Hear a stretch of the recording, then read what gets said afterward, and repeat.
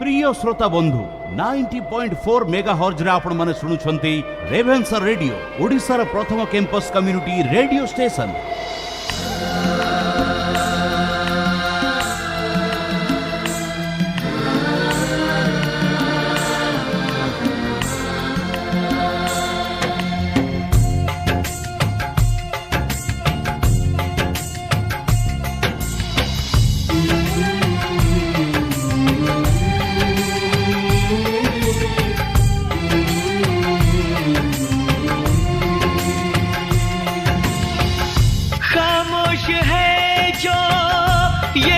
सदा है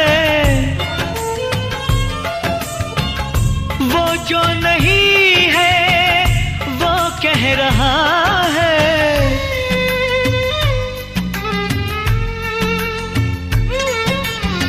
साथियों तुमको मिले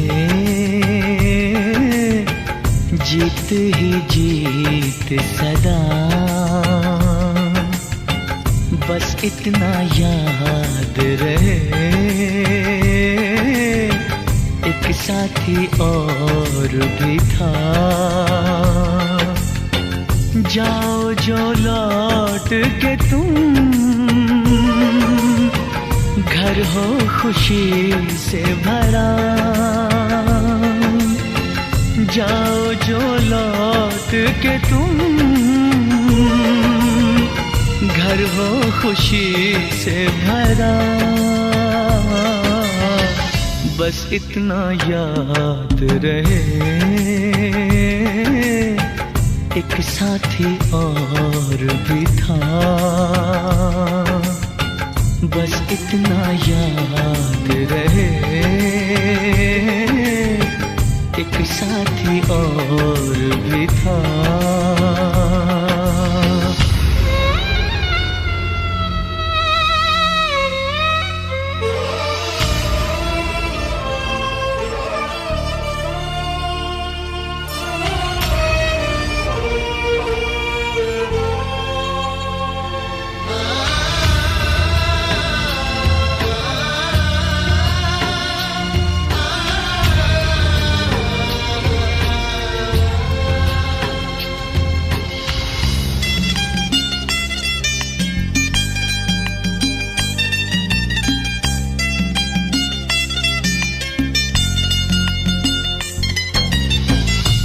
पर्वतों पे कहीं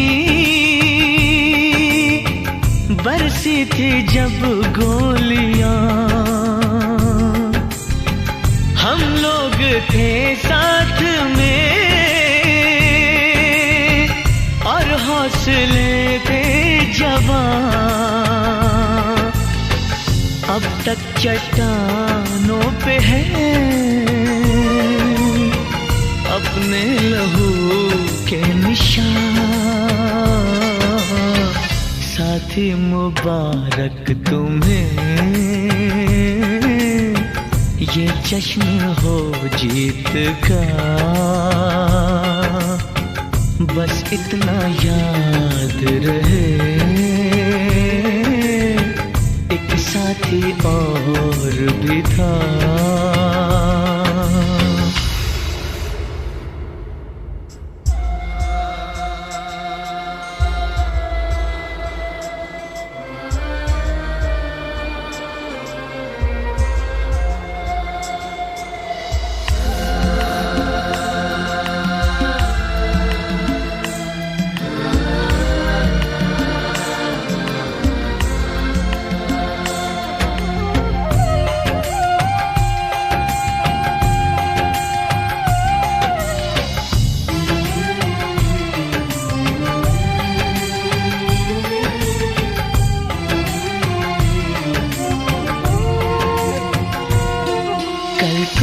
बिछड़ी हुई ममता जो फिर से मिले, कल फूल चेहरा कोई जब तुमसे मिलके खिले। कल तुमसे बिछड़ी हुई ममता जो फिर से मिले, कल फूल चेहरा कोई के खिले, पाओ तुम इतनी खुशी, मिट जाए सारे गिले। है प्यार जिनसे तुम्हें, साथ रहे वो सदा, बस इतना याद रहे, एक साथी और भी था।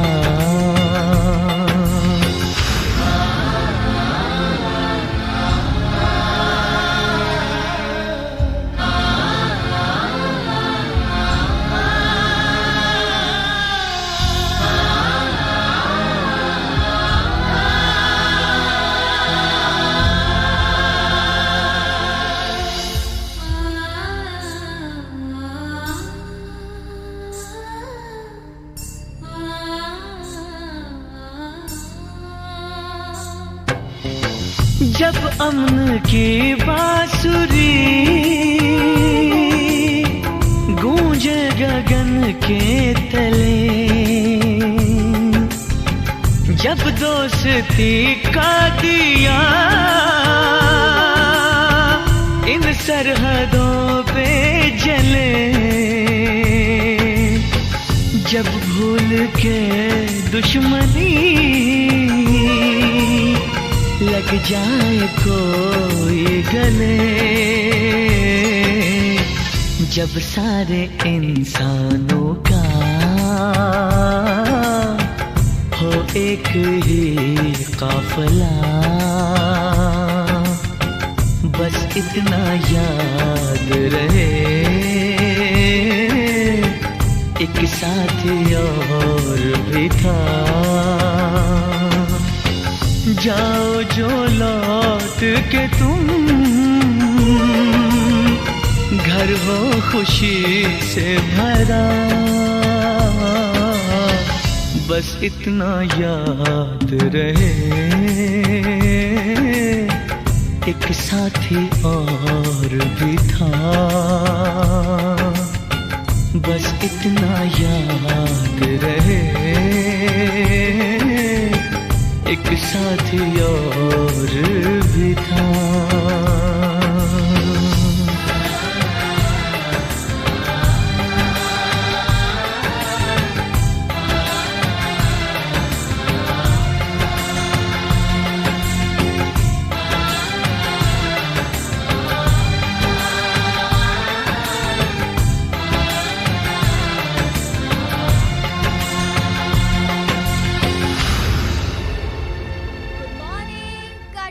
Today's temperature is 29 degrees Celsius, humidity is 87% and it's raining outside.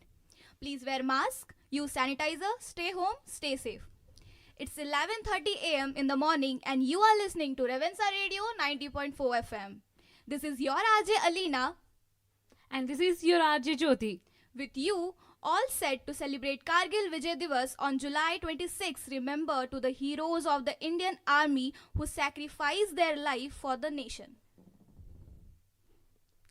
So today we are here to celebrate the 23rd anniversary of Kargil Vijay Diwas.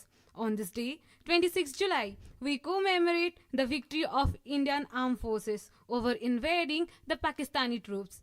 आज का दिन वो पावन दिन है जिसमें भारतीय सेनाओं ने हजारों फीट की ऊंचाई पर पाकिस्तानी सैनिकों को खदेड़ उन पहाड़ों की चोटी पर भारत का तिरंगा लहराया था और विश्व के इतिहास पर अपना छाप छोड़ गए थे।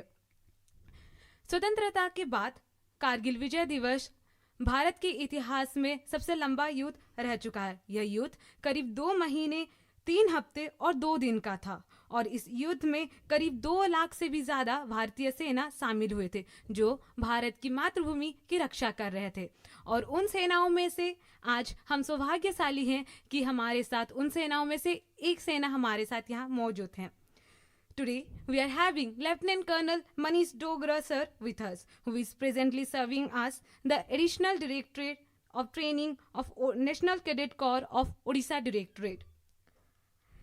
He is a veteran and a true eyewitness of infamous war that soaked the complete world while bringing laurels to Indian Army.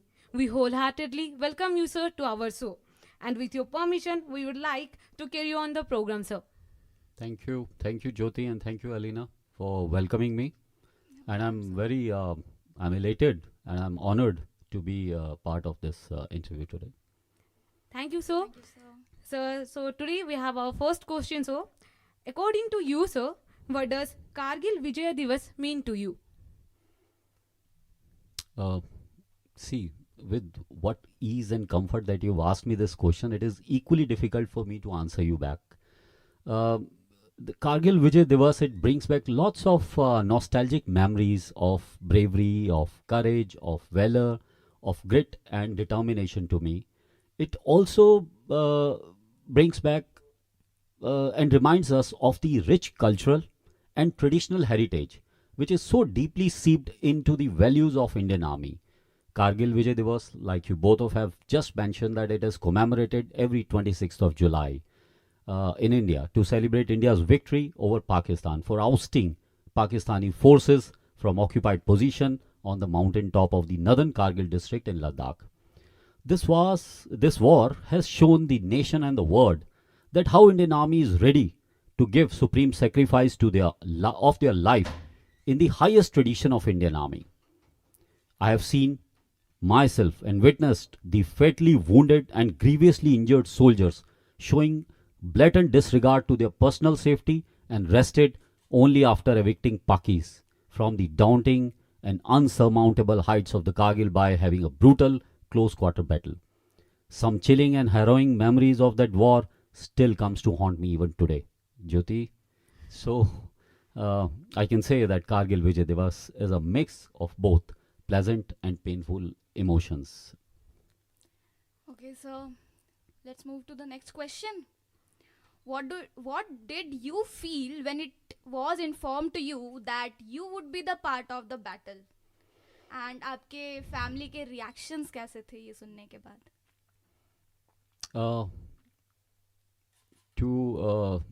To answer this question of yours, let me tell you that nobody informed us that it was a war or a battle or a conflict or skirmishes or intrusion that we were becoming a part of.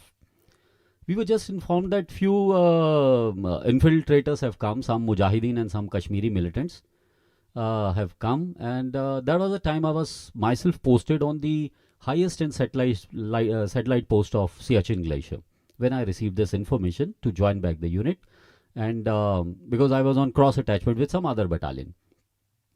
And I returned from that post after having completed my tenure at Siachen Glacier, and then I joined back my infantry platoon.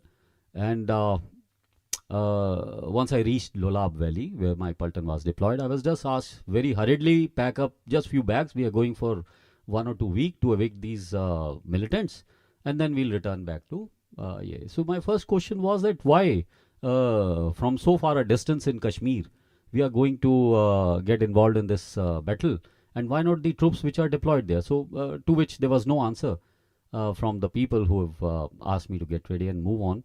So it was like that only. And let me also put little bit information about the Dras where we were going to fight. We'll discuss this thing in great detail, and the information will unfold as we go closer.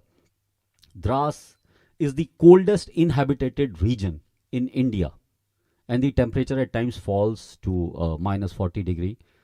And this war that you are referring to, that is 99 of Kargil, this is the first war between both the nations, that is India and Pakistan, after we both attained the nuclear status. If you can recall, last year to that war, in the year 1998, both of our country became the nuclear power. Of course, we have tried our Pokhran test before also in the year 74, but this was first time that Pakistan has tested. Soon after, India did its second nuclear testing, and this was also the first war that reached your drawing room in the live form through television.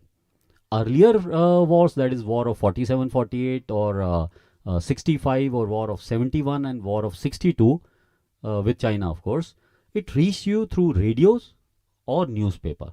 But because there was a time in the year 99, there was no internet, there was no social media, there was no WhatsApp, no Twitter, no Facebook, no Instagram. So there was no way it could have reached you faster than the way it was being fed to you by the TV channels in your televisions. And after having reached there were certain tasks which was and missions which were allotted to us. And just 3 months ago, before this battle broke, our then Prime Minister, late Shri Vajpayee ji, had gone to Lahore in the bus, which is very commonly at times also referred to as bus diplomacy. So it gone with Aman Ki Asha, met the then Prime Minister of Pakistan, Nawaz Sharif, and he was saluted and given 21 तोपों की सलामी. And it was later only that we realized कि यही 21 तोपे वे पाकिस्तानी हमारे ऊपर fire करने वाले हैं. So we were very, very ill informed in the beginning. Like you're asking me ki how did we react? We actually didn't react at all because we were not completely informed of the complete scenario. And it was just Kashmiri militant and few Pakistani jihadis which was conveyed to us having occupied our winter vacated post. So it was later that we learned that it is with the support and connivance of the Pakistani Northern Light Infantry, which is a regular army, as well as the SSG, that is a Special Services group of Pakistani, which was involved. And they had occupied few vital vantage points. And these dominating heights were taking pot shots on the National Highway 1 Alpha, and the vehicular movement was getting disrupted. So you see, a war, like you're asking my take on this, it has a catastrophic effect on the health and well-being of any nation. War destroys communities and families, and it disrupts the development of the social and economic fibers of the nation. So I don't think anybody wants war, particularly the soldiers. But at the same time, we always train ourselves to be ready to participate and win the war. And lastly, your question of the family's reaction. They were blissfully unaware, ignored. They were just not aware because we were not as lucky during that time as you are. You have the easy access to your mobile phone. Anytime you want, you can communicate with your parents back at home. I couldn't. It was only the PCO, which was also gone off-road, and we were on the move after having reached the Daras. Then there was no communication, and it is only after the war got over, when I spoke to my parents, they said, were you also part of this thing, where your army is fighting? I said, yes, partly I also contributed. So the only thing that my mother said, good, you are not married, lucky. So this was the family's reaction. काफ़ी मतलब दिल को दहलाने वाली sir थी आपकी जो थी opinion sir. तो अभी हम बढ़ते हैं हमारे तीसरे क्वेश्चन की ओर. सो जैसे कि सर हमें पता चलता है कि कारगिल की से कि ये जो लड़ाई है, युद्ध है, ये पर्वतों की ऊंची पे लड़ाई गई है. मतलब बहुत ज़्यादा हाइट रहती है. उसी कंडीशन में आप लोगों ने ये लड़ाई की है.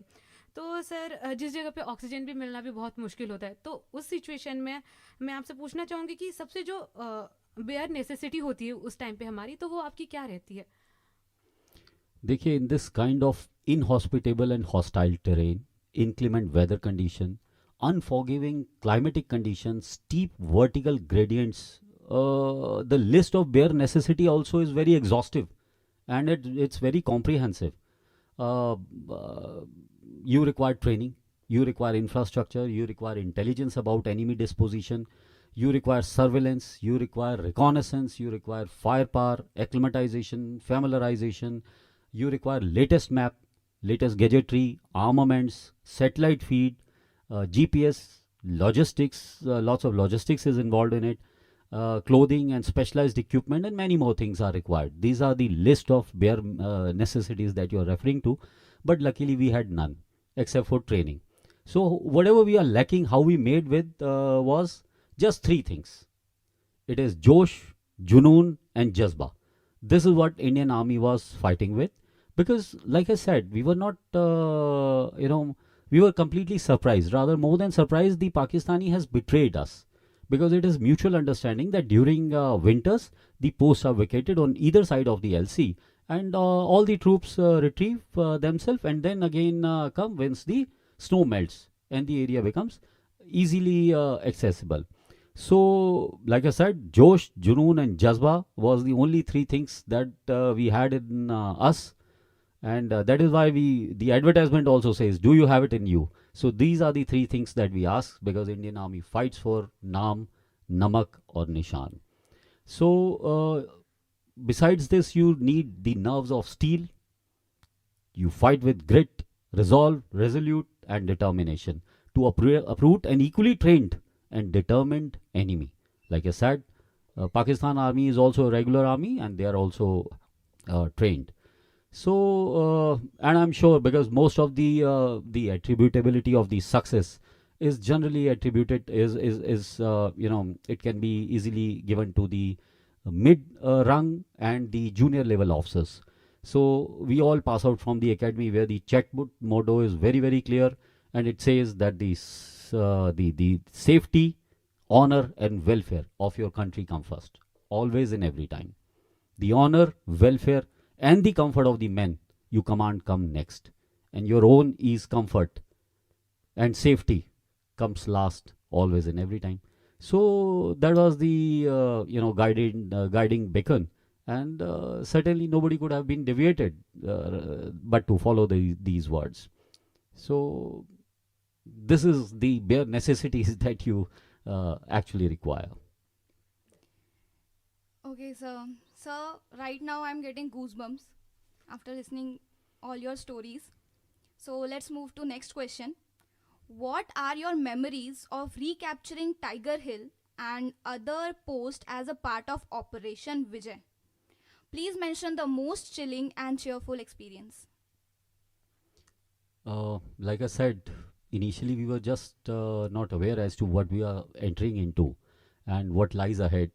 But after things were made, hazily clear to us, I'll say it's quite an oxymoron, but I'll still say that we were tasked to ascertain ourselves as to what exactly was our role, and how do we accomplish the mission. And since we had some time at our hands, because so it is always suggested to carry out a recce. So I was tasked to recce the place, to have a good look and good and great look as on the feature that we are going to capture few days ahead. And I, along with Lieutenant Nimu, because what was happening, whichever post and features you were attacking, the neighboring post of that the Pakistani were supporting and reinforcing, and hence it was becoming very difficult to capture any post. So what was decided at the higher up level was to address 2 to 3 posts simultaneously by 2-3 battalions, again simultaneously. So our unit and 2 Rajiv was tasked to take on point 4700 Tommy, Rocky, Sangat Junction. It was with Garwals, and 3 Kali Pahadi and 3 Pimple and few other such features with the 2 Rajiv.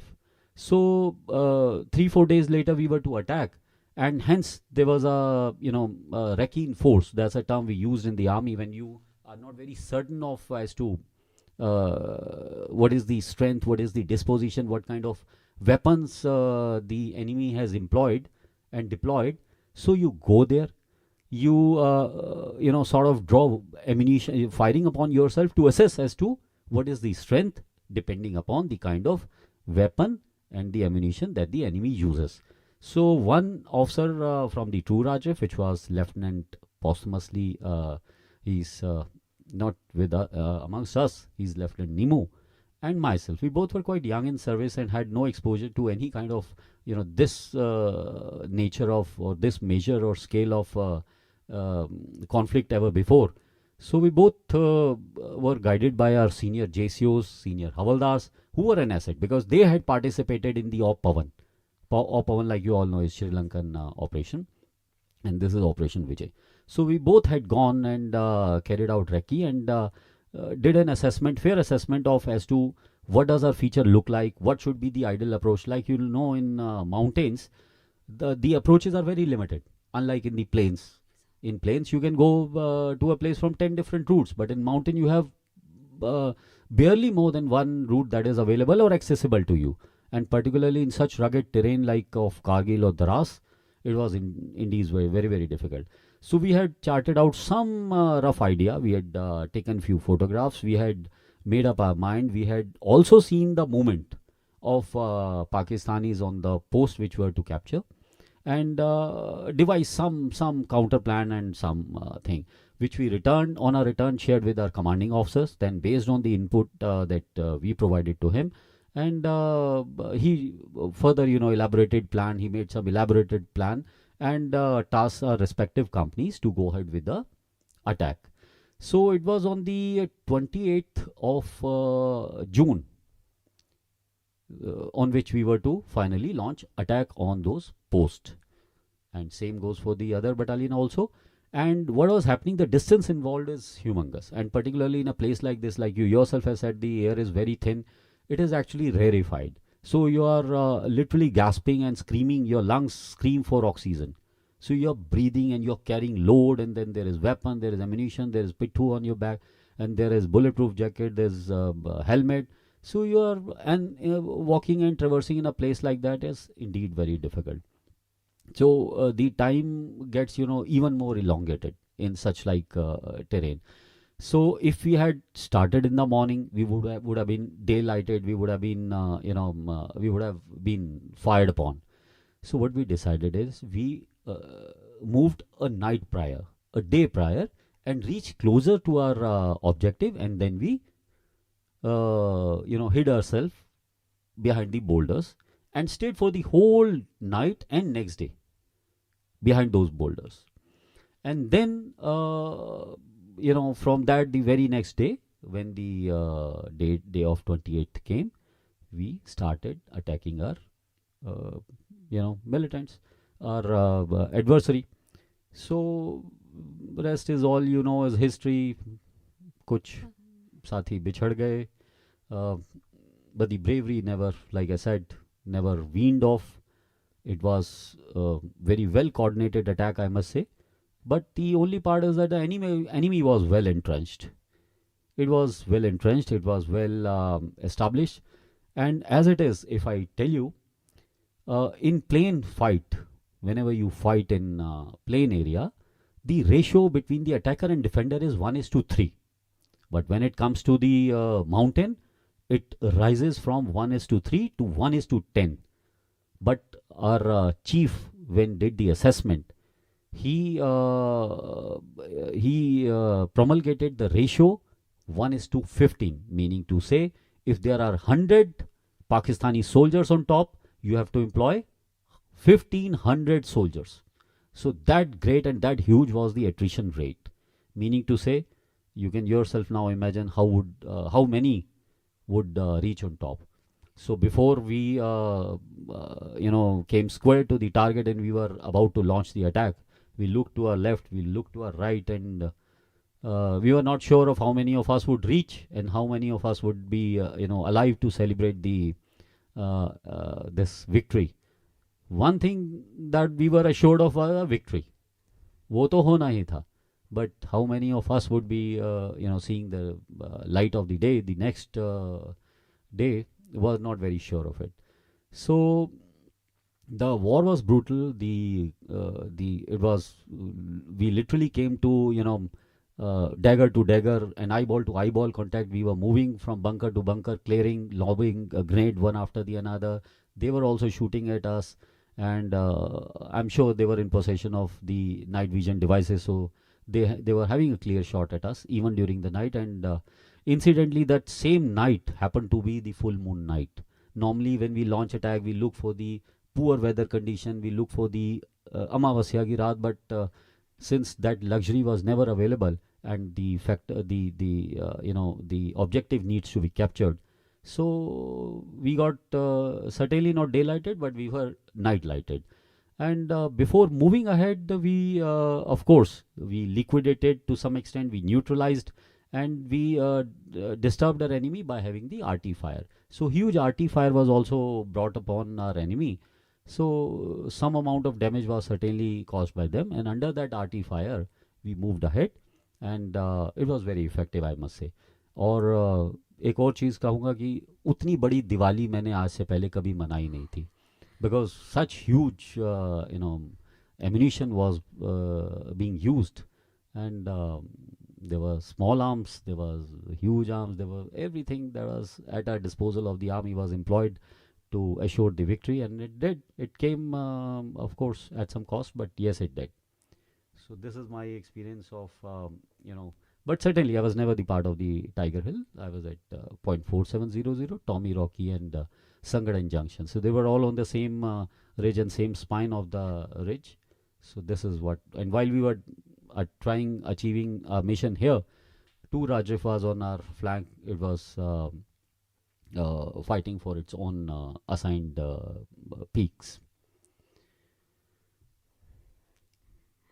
Sir अभी जो बताया आपने सुन के सच्ची में मतलब उस चीज़ को अभी हम अगर इमेजिन भी कर रहे हैं तो लगता नहीं कि उतना आसान रहा होगा ये सफ़र आपके लिए.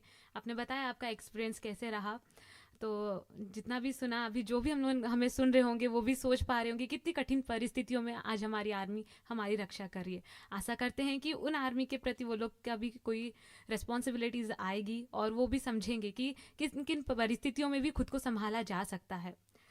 तो सर युद्ध में ऐसा रहता है कि काम बढ़ जाते हैं लोगों में और सब अपनी अपनी भूमिकाएं निभाती हैं. अभी जैसे कि आपने बताया कि युद्ध से पहले राखी जो आप संभालते थे कि किसी एक जगह का किसी एक पॉइंट के बारे में आप इंफॉर्मेशन कलेक्ट करते थे और जाके देते थे. कि युद्ध की पहली वाली स्थिति थी. सर युद्ध के बाद आपकी जो ट्रूप्स थी उसको कहाँ पे कौन सी पोजीशन में रखा गया था और युद्ध के बाद आपकी मतलब आपकी जो कंप्लीट ट्रूप की थी उसकी ड्यूटी क्या थी, हम ये जानना चाहते हैं आपसे. और स्पेशली आपकी क्या भूमिका थी उस जगह पे. युद्ध तो ख़त्म ही नहीं हुआ था, वो तो चल ही रहा था. ऑफ कोर्स इतना ज़रूर हुआ था कि ये जो फीचर हमने जब कैप्चर किए 6-7 उसके बाद we suffer heavy casualty.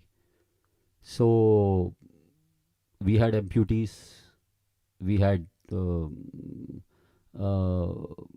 Federal casualties, we had non federal injuries, and there was a huge loss to the battalion, but nonetheless the Josh was never compromised. It never lowered down, and we were asked to come down because once the area is sanitized and it was completely, these Pakistanis were evicted, and we had taken many documents which later corroborated many vital information to the government, and of course few dead bodies, because these Pakistanis were leaving their sathi behind, unlike Indian Army. Like the Indian Army, we never leave our men behind. So that was there, and उसके बाद हम hand over कर दिया था अपना वो captured position और हम नीचे आ गए थे. But we were kept on reserve because those it was still not sanitized, the complete area was still not sanitized, it was not completely taken till officially, and some official information and announcement regarding taking over of the complete area is made by the government or army. Nobody could be allowed to move anywhere, so we were always on the reserve and standby, and we were taking care of our the people who were injured. We were nursing them, we were tending them, and of course at the same time we were doing documentation related to the person who had laid down their lives. So these were the things, and there are so many other things. The war was not over, so we were always as part of this thing. And regarding my mission, I told you there were these features, and these features were to be captured, and we did. And regarding the neighboring unit, like I said, they suffered 3 officers' casualty the same night. There was Vijayant Thapa, there was Lieutenant Nimu, and there was Major Acharya. So that we learnt of the next day after we handed over the secured position of our height to the relieving battalion. So, and just 2-3 days before, we were, me and Vijayant, Captain Vijayant Thapa, we were having lunch together, like I mentioned before the thing. And the same Lieutenant Nimu with whom I had gone to carry out the pre-recce before attack, So he was also no more. So that was the very uh, painful memories of the attack. But yes, I've seen for myself from with my own eyes that how bravery our soldier fought, and they were like complementing each other so very well and supporting, and it was a very well coordinated effort and attack, like I mentioned earlier also. As you have mentioned already the war condition, I am going straight to the question. During the Kargil War, the gallant soldiers of the Indian Army, with the help of Indian Air Force, overcome insurmountable odds, hostile trains, and inclement weather to win against the enemy that had occupied dominating heights. What are the mantras we can take home to achieve those daring attitudes? Look, Alina, no war can ever be won if there is lack of synergized, orchestrated, and well coordinated effort amongst the instrument of its forces. And these instruments are Army, Navy, and Air Force. So, this is one. And we were surprised by our adversary who breached our trust and threatened the very sovereignty and integrity of our nation, and which was to be protected and restored at all cost. Indian Army immediately mobilized its forces, and firepower was also built upon war footing. So, of course, in the beginning there was a lack of credible and synergized intelligence, and whatever little information was available, that was also uncorroborated. So, which was also proving fatal and adding to the casualties. So, that's about all. And regarding the mantras, like you say, Indian Army is very well known for the fact when the going gets tough, the tough gets going.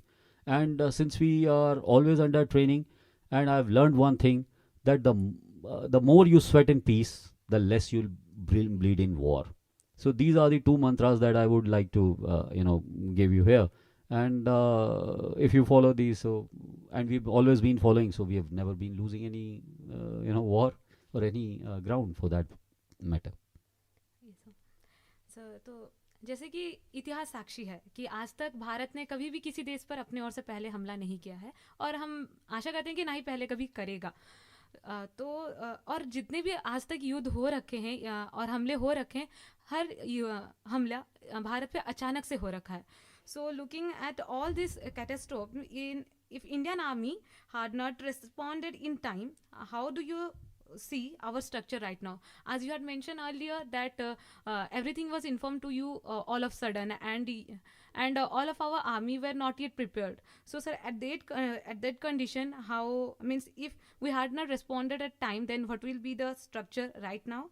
And sir, we would like to know that do we have a force structure based on the numbers or on capabilities? See, first of all, probably you would have misread me. I never said we are not ready. We are always ready. It's just that we got surprised because there was a breach of trust. And युद्ध की बात रही तो मैं सिर्फ इतना बोलूँगा कि यहाँ युद्ध भी है और बुद्ध भी है, तुझे जो चुनना है चुन ले.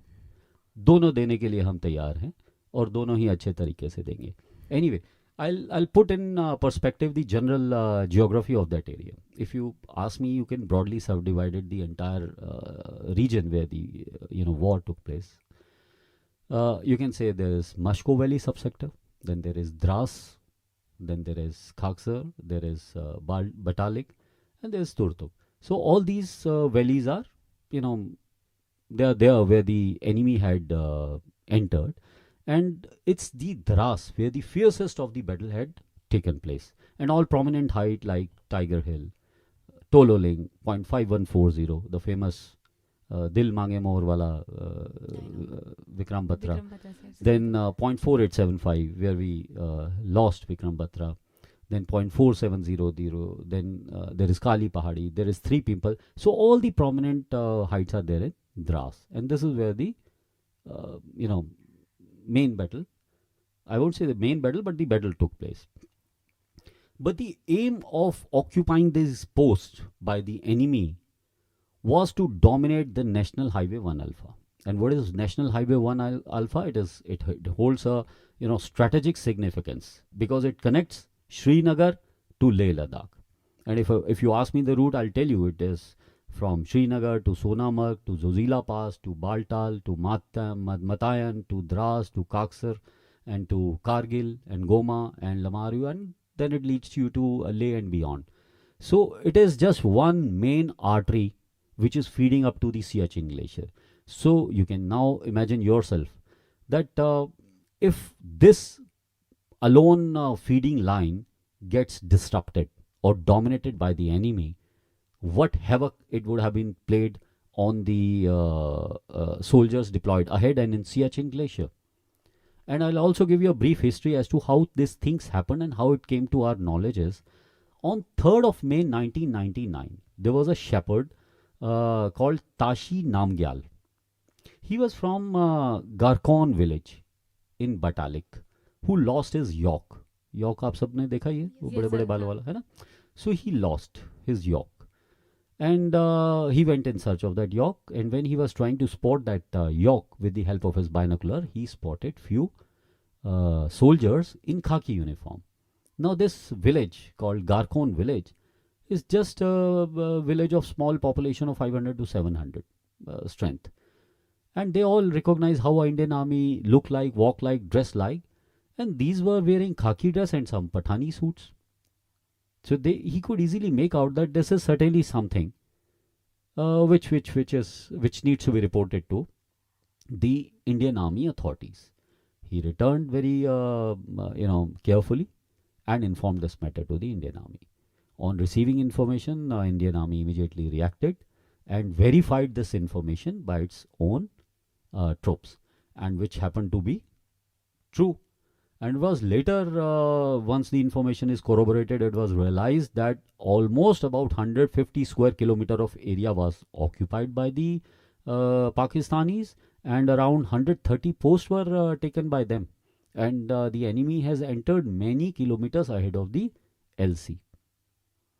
So naturally, this information needs to be informed, to be fed to the higher headquarters. And while this was happening on 9th of May 1999, enemy started bombarding, and one very vital ammunition depot was bombarded, and we suffered a loss of around 125 crore in terms of ammunition in that depot. So it was now proven beyond doubt that the Pakistan had the a big role to play in that, because now the attributability cannot be given on the militants, because militants don't hold that kind of firepower. And of course, once the information starts pouring, then it poured like anything. So we realized, we knew of it, that Pakistan named this operation as Operation Al-Badr. So India also launched a counter operation called Operation Vijay. And Air Force was also, being the strategic reserve, it was pulled in, and inka naam tha Operation Safed Sagar. So counter-attack plan was devised, and hasty initial responses were also given to the Pakistan. And we bought our first casualty in the name of Lieutenant Saurabh Kalia from Fort Jat. So all of you know that. And this was the war wherein Air Force was employed for the first time after 1971. And before this, we have already fought 3 wars with Pakistan. One was in 47, 48, in 65, and in 71. So this was our 4th war. So, like I said, Pakistan was well entrenched, and it had enough weapons and arms and ammunition with it. And there was, of course, initial difficulty was there. Like it is said in mountains that mountain favors the defenders. So it was defending the post, and it was becoming very, in the beginning, difficult to, take back those posts. But certainly, they were to be taken back, like I said.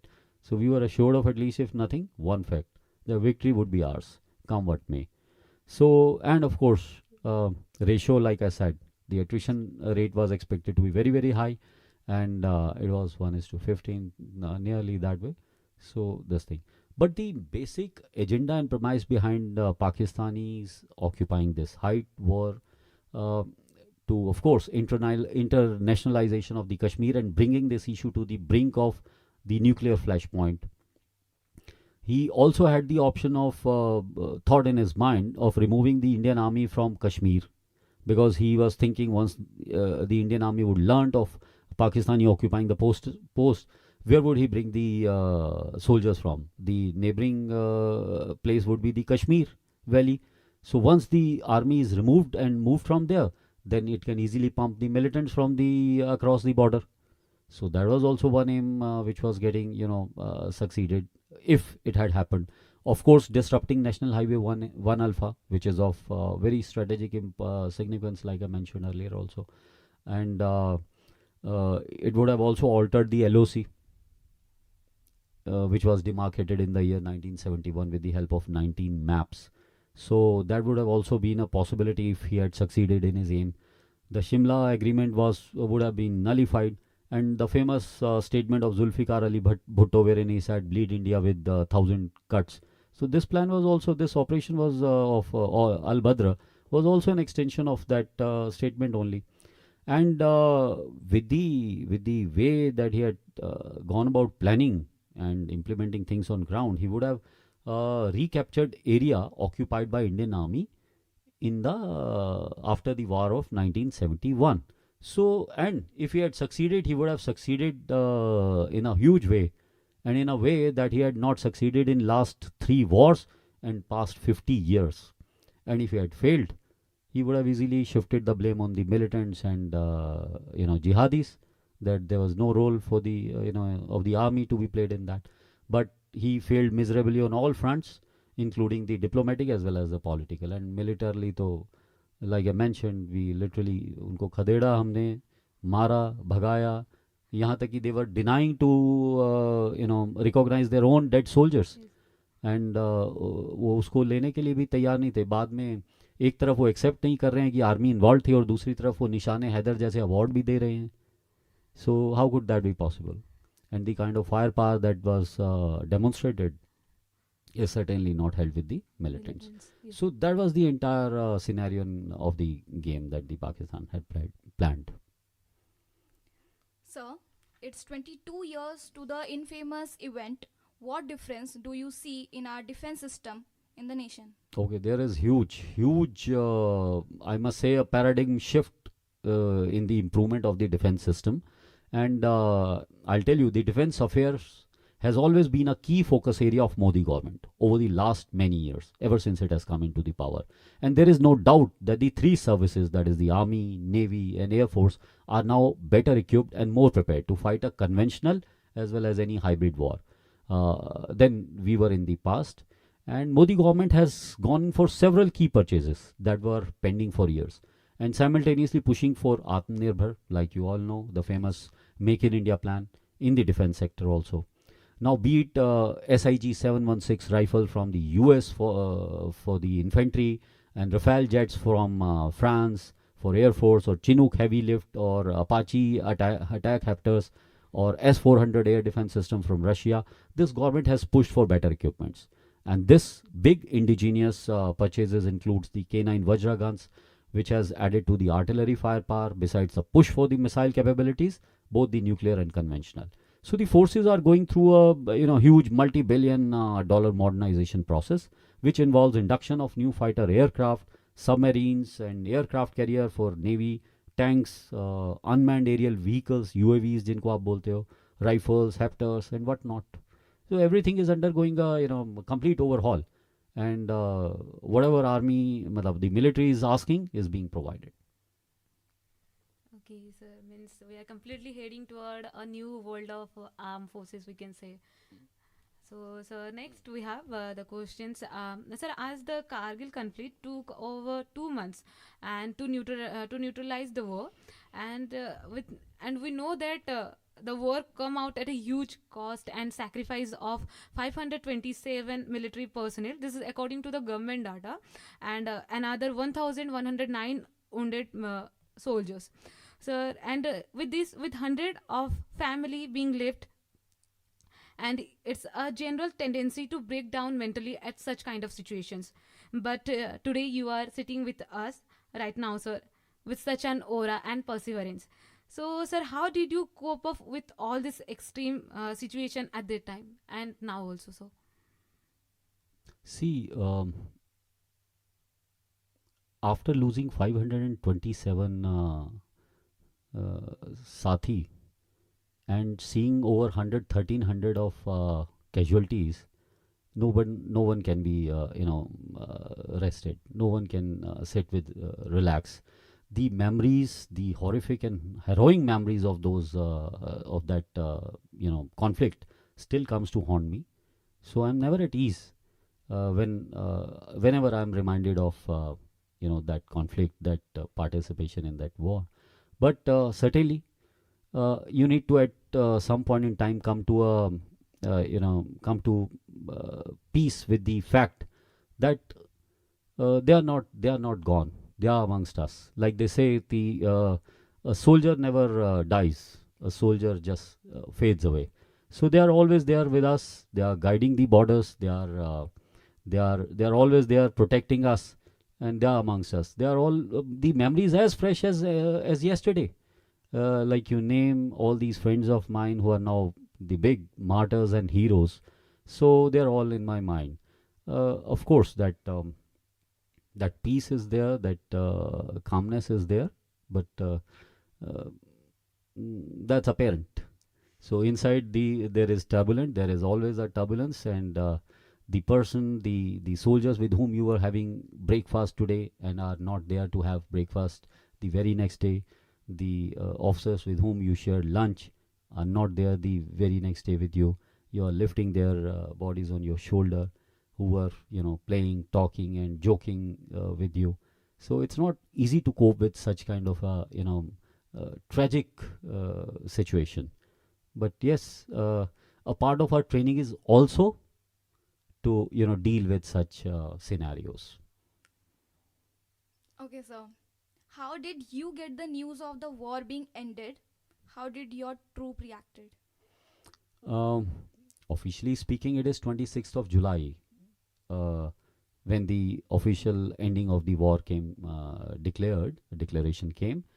But it still took us few days to leave that place. And the place where you came with different strength of your friends and leaving with lesser strength, So initially we were busy, consolidating ourselves. Like I said, we were always kept reserved, and same goes for other battalions also. And we were busy maintaining the documentation, planning the roadmap ahead, and then tending and nurturing the injured, and how to deal with those who are not there with us, how to console the families. And some of them were just recently married, just three months ago. Morning we were with them planning attacks, and next they were not there. I've with my own eyes seen people getting their body getting what should I say, once the bullet hits it, it's actually a very painful sight. So we were busy doing the things, and this thing never immediately hit us that war is over. See, it is not switch on and switch off kind of a emotion. It takes a while to get into the that kind of a scenario, that it seeps into you, and then you absorb yourself, then you inflict some casualty on the enemy, then you also end up buying some on yourself, and then it slowly goes out of your body in your of your emotions. It's not as simple as switching on and switching off. So it took us a while to get over, because we were given a place to rest and recoup, to organize and reorganize rather ourselves, to reinforce ourselves, to take care of the people who are there but still not completely recovered from the injuries that they have got. And the same reaction was there with the troops. So we were all missing and remembering our sathi, our friends, our comrades. So that was the kind. It was a very mixed and confusing and painful kind of emotion. So can't really be expressed in words alone. It was a completely emotional moment. Means we could imagine that how you were feeling at that situation. Sir, as we know that as we had discussed earlier that the official data state that 527 soldiers were martyrs.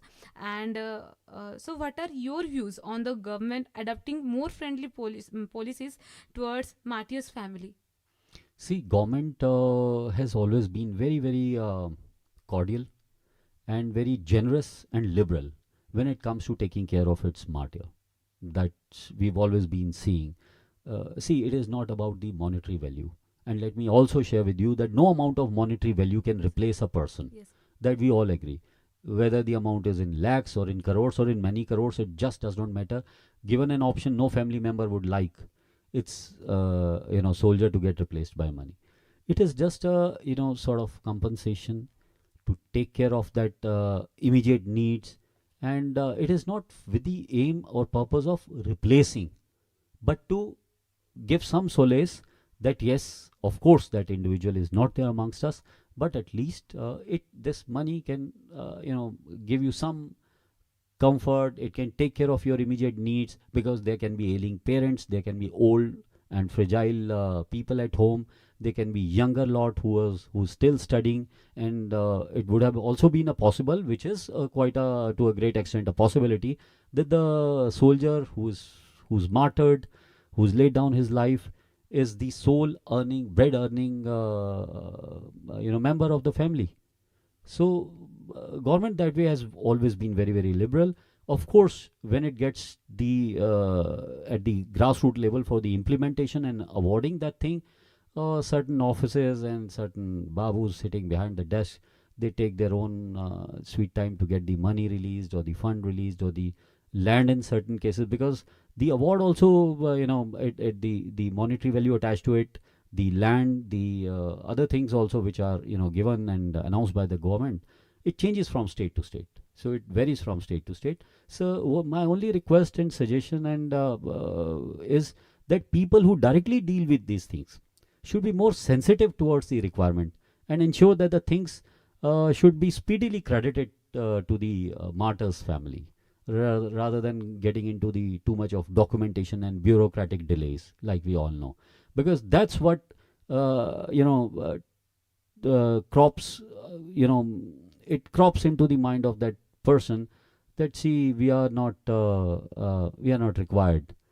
So that that voluntary help should be there, that assistance should be there, that forthcoming attitude should be there of the person who are directly dealing with the martyr's family when it comes to the award.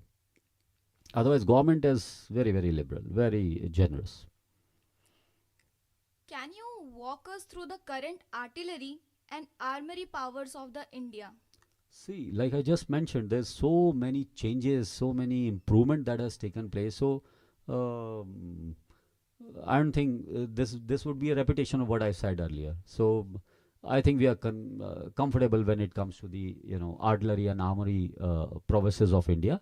And in the times to come, you'll see huge changes and development with the Atmanirbhar project coming in full motion. Okay, sir. Sir, the Kargil Review Committee, after the war, the Kargil Review Committee was set up after Matit. And can you brief us through and its implementation and its lacunae? So we want to know about that particular committee. See, Kargil Review Committee was set up by the Government of India on 24th of July, 1999. And the committee was set up to examine the sequence of events and make recommendations for the future to arrest its recurrence. So over 100 of senior military, civil services and intelligence officials, politicians including former PMs, diplomats and journalists were interviewed by the committee over the period of 5 months. So the report was completed on 15th of December in 1999 and tabled in Parliament of India on 23rd of February next year, that is 2000. So the committee found numerous flaws on the multiple level of intelligence collection, operational strategies and procedural sharing of data. And certain part of the final Kargil Review Committee report, such as findings, have still remained confidential. So this KRC noted that the national security system in the country had seen a very little change for many, many decades. That needs to be taken care of and addressed. It also recommended that a thorough review of the national security system be taken. A full-time national security advisor, that is the NSA, should be employed. An improved aerial surveillance be made available. A centralized communication and electronic intelligence agency, that is, say, National Technical Research Organization, needs to be established, which was established in the year 2004. A defense intelligence agency be established. And establishment of the think tanks which resulted in organization like Center for Joint Warfare Studies, and reduction in age profile of the army, reduction of pension expenditure, creation of post of the Chief of Defence Staff, which still took 20 years to get implemented, and creation of tri-services organization like IDS, Andaman and Nicobar Command, Nuclear Command Authority, Strategic Forces Command, Department of Ex-Servicemen Welfare, Defense Technology Council, Defense Acquisition Council. So the list is, goes on huge. and on. Yes.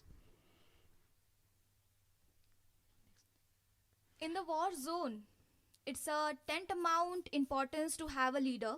So, sir, what attributes are needed to be a leader, and how can one be? See, there are more than 850 definitions for the word leadership in the academic literature in English language alone.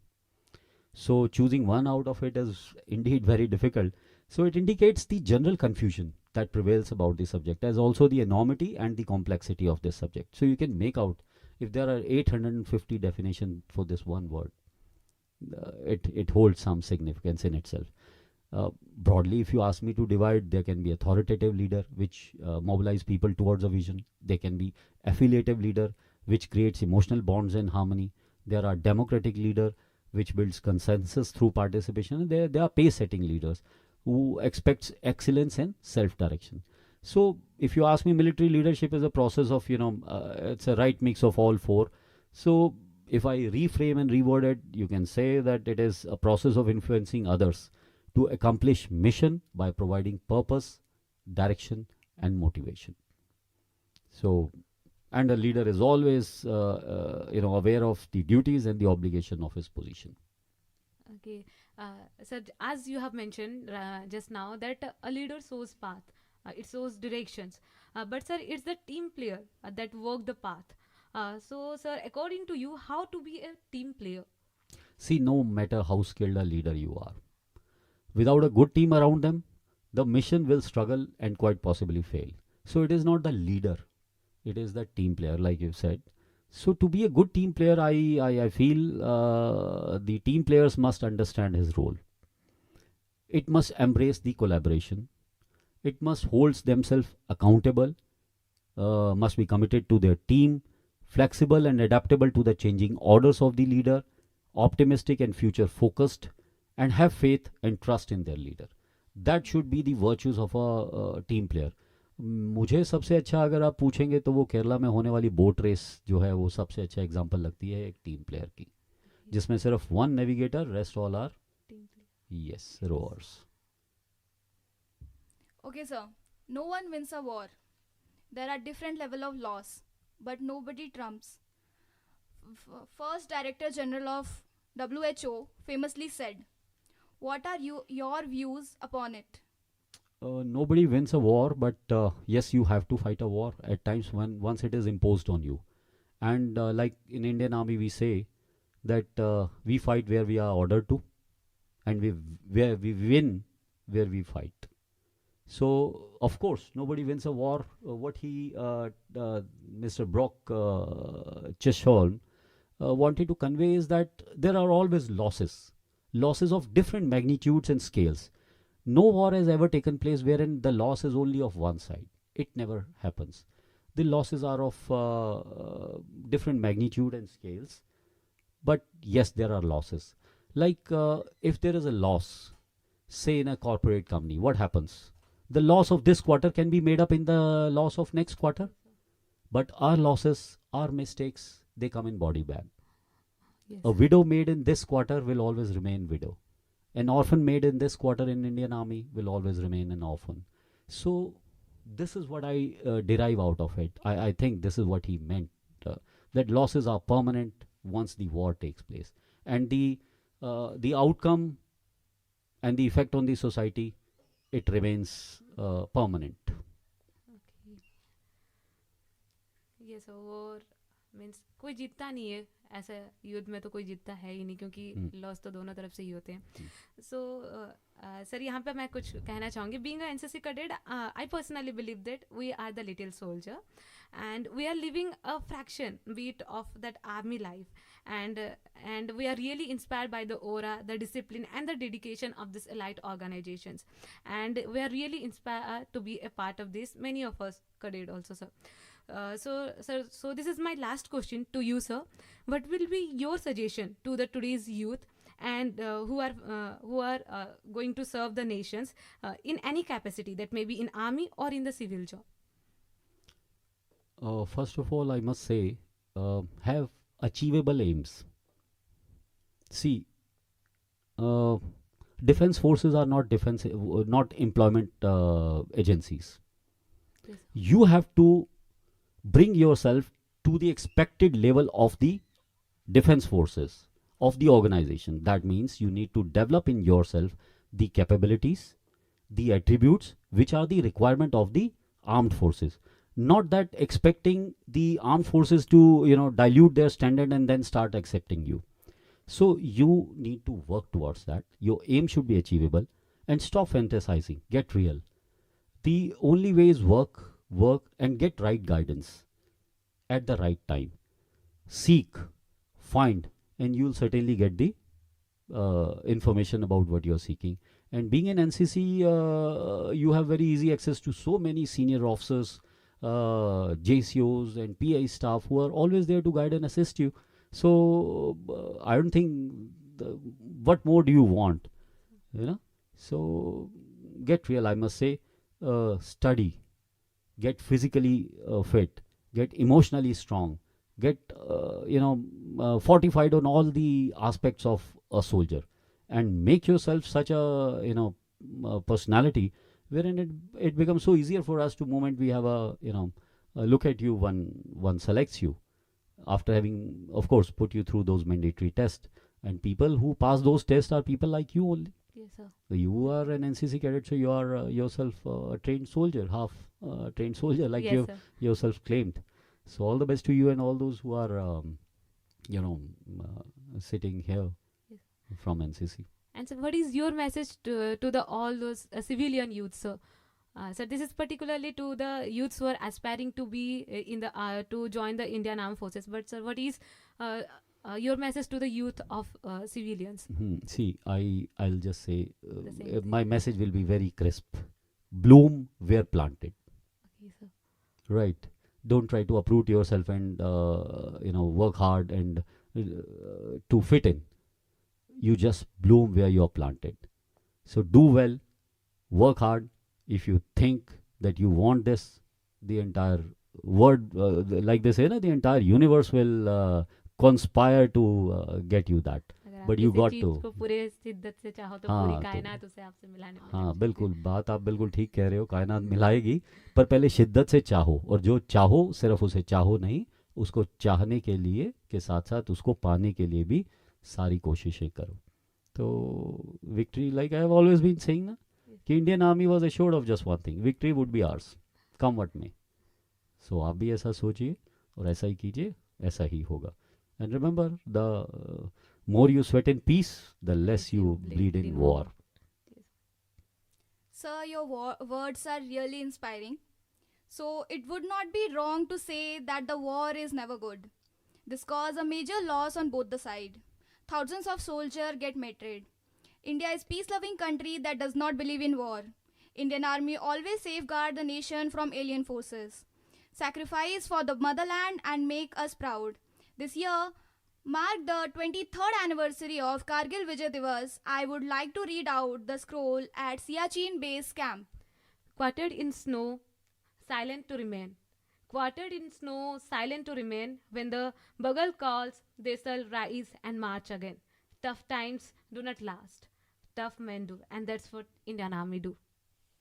Thank you, sir. Thank you, sir, for joining us today. It's our honor to be sitting in front of you and having us invaluable experience and views.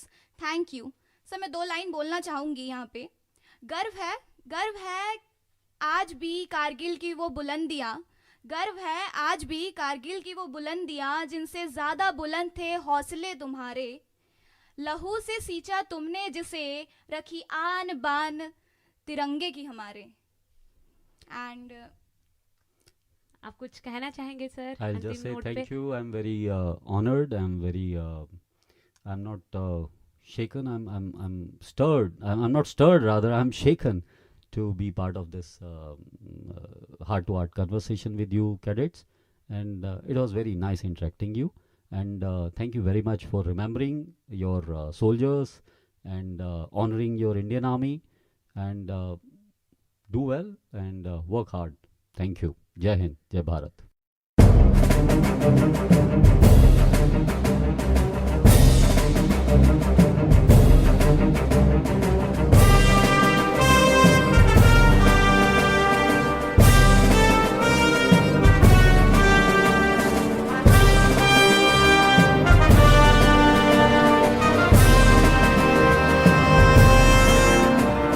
कदम कदम बढ़ाए जा, खुशी के गीत गाए जा, ये जिंदगी है कौम की, तू कौम पे लुटाए जा. कदम कदम बढ़ाए जा, खुशी के गीत गाए जा, ये जिंदगी है कौम की, तू कौम पे लुटाए जा.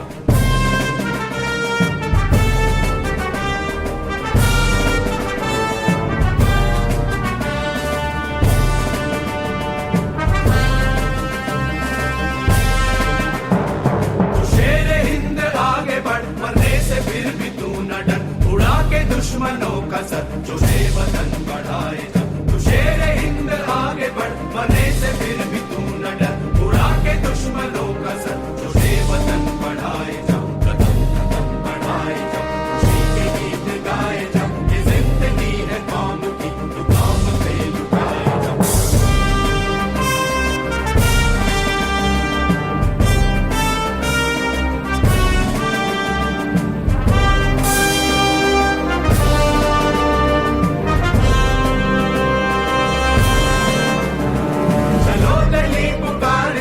हमें निशान संभाल के, लाल किले पे गाड़ के, लहराए जा लहराए जा. चलो दिल्ली पुकार के, हमें निशान संभाल के, लाल किले पे गाड़ के, लहराए जा लहराए जा. कदम कदम बढ़ाए जा, खुशी के गीत गाए जा, ये जिंदगी है कौम की, तू कौम पे लुटाए जा. कदम कदम बढ़ाए जा, खुशी के गीत गाए जा, ये जिंदगी है कौम की, तू कौम पे लुटाए जा.